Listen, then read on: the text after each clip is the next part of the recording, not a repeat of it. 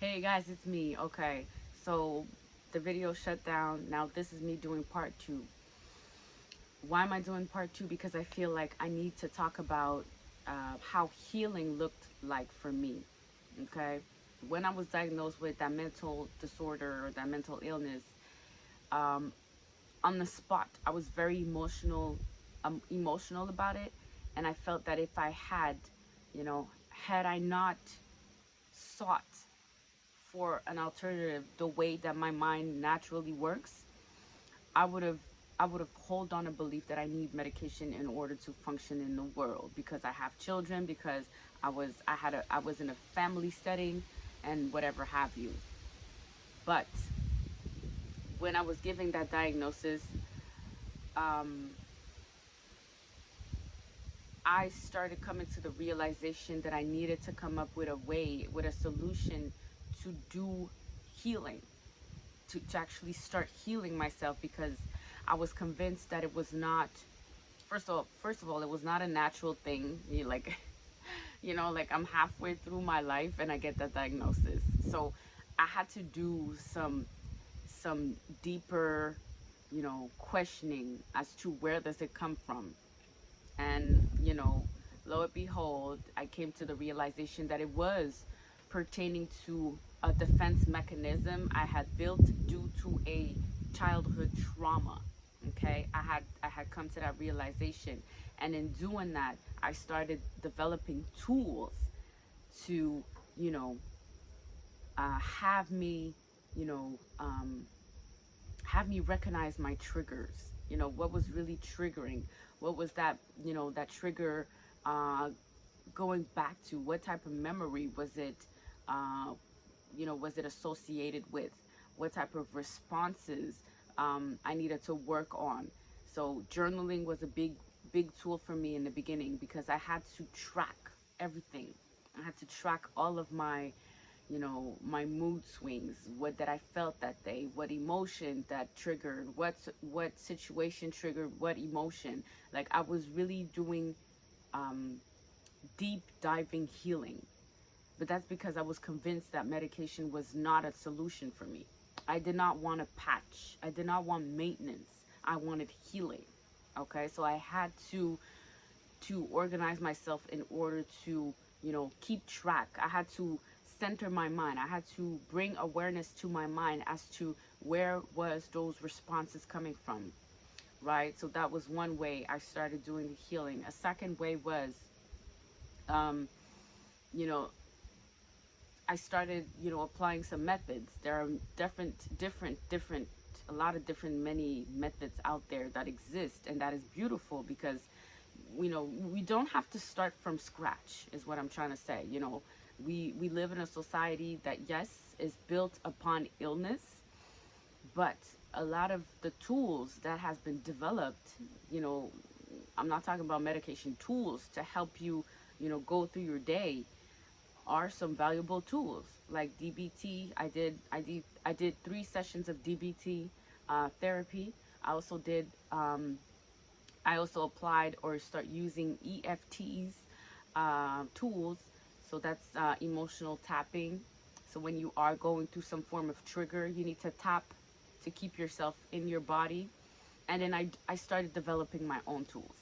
That's when it gets interesting because you will find that there are some tools created out there that are for you, and then when you find that there are tools that are not there for you but you know what exists, you will allow your mind to experience other forms of tools that are more in line with you. And so I had to do a lot of meditation. I had to do a lot of writing. I had to do a lot of, you know, exploring different ways of seeing myself differently.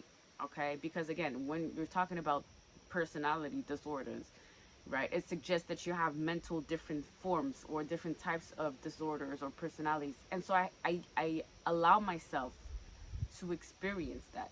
Okay, so I've given myself permission to explore what does it look like. What does it look like for me to have different personalities? So let me explore that.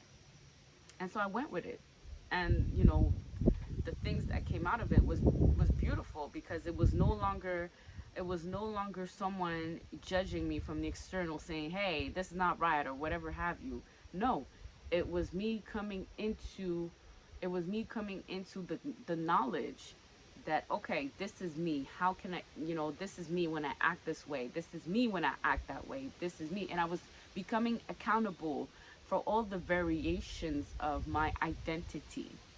And that I feel that it is crucial when you are trying to heal yourself from some form of illness.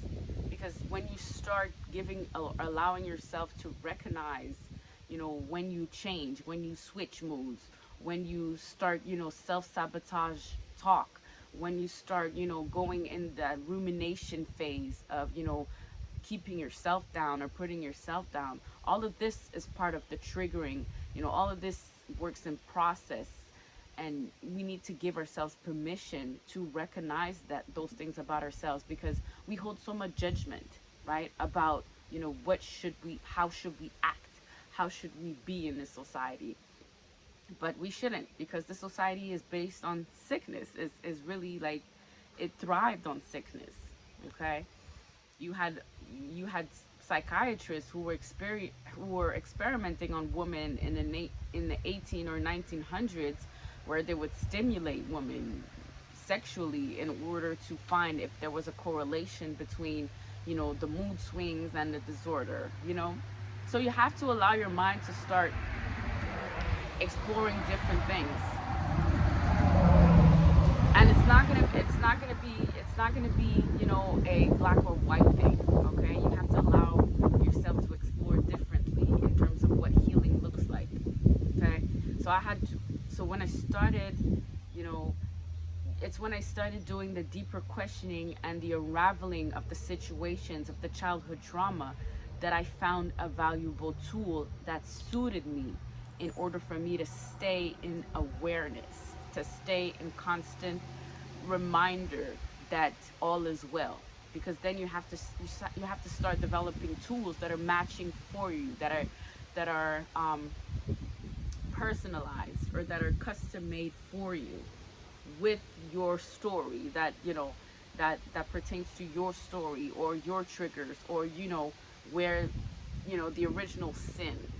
So with me, in my case, it's a beautiful thing, but in the beginning I was very fearful of it, because I had all the stigma, the things that surrounds, you know having this tool that nobody knows about, that is not really being talked about.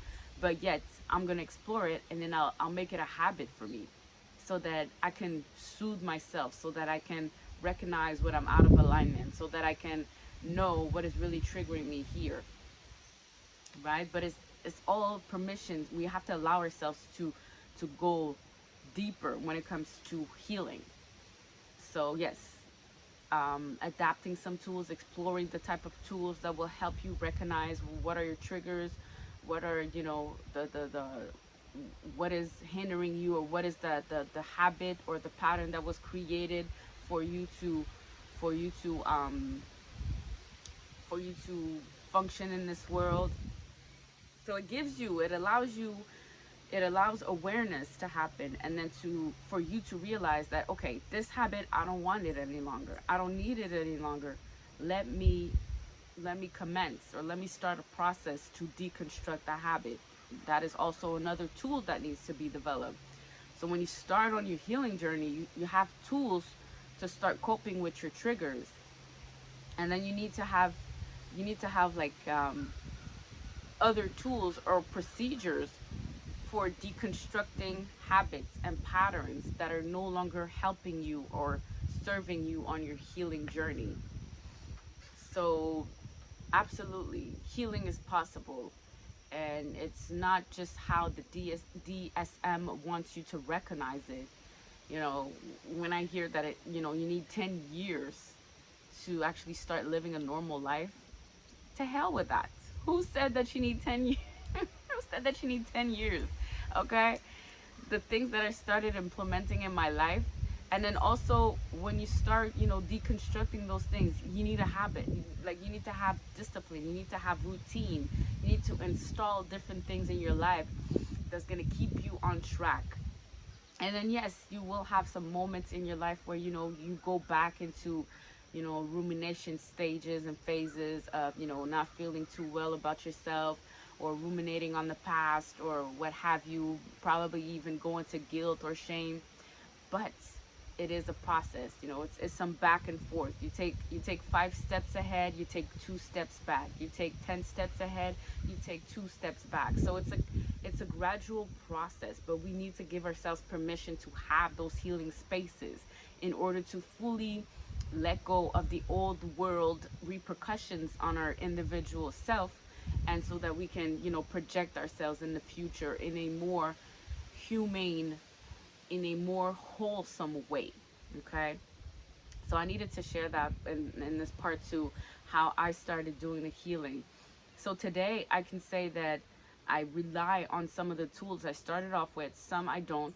Some I started teaching my own children about it, because I feel that, you know, um, through, the different trauma that I've experienced, I was able to recognize, some blueprints in my children.